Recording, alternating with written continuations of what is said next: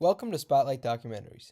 We are honored to have with us United States Congressman Raja Krishnamoorthi of the 8th District of Illinois, who is a member of the Fentanyl Caucus, a member of the Mental Health and Drug Prevention Task Force, and a ranking member of the Select Committee on Strategic Competition between the U.S. and the Communist Party of China. Thank you for being with us today, Congressman. Can you share with us what led you to prioritize the fentanyl issue in our country? Well,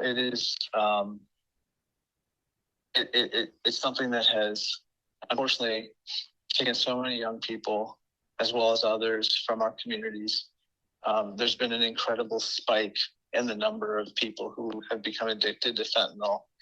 And on top of that, we know that a lot of the fentanyl comes from outside the country, including from Mexico, but the precursor chemicals are often fabricated in places like China. Given my position as ranking member on the House Select Committee on the Chinese Communist Party, plus just the toll that it's taken on Illinois families, plus my work on the Oversight Committee, where I've done a lot of work in terms of opioid abuse, it made sense for my office to take an interest in this particular issue.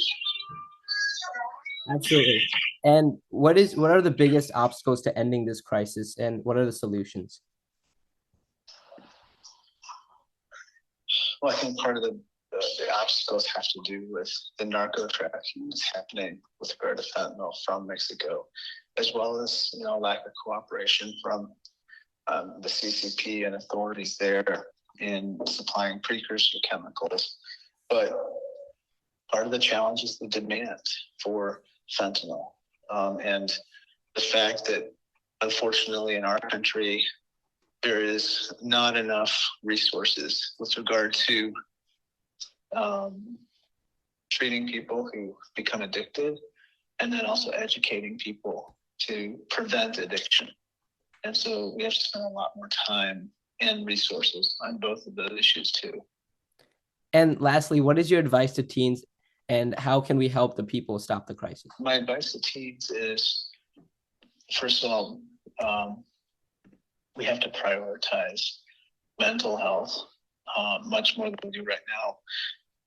One of the reasons people become addicted or start using substances is because of underlying mental health problems that don't get treated, don't get diagnosed, because there's a stigma associated with them, and because our schools don't really focus on that issue as much as they should, especially coming out of the pandemic, when it's become obvious to a lot of us, even as parents, that it's a huge issue.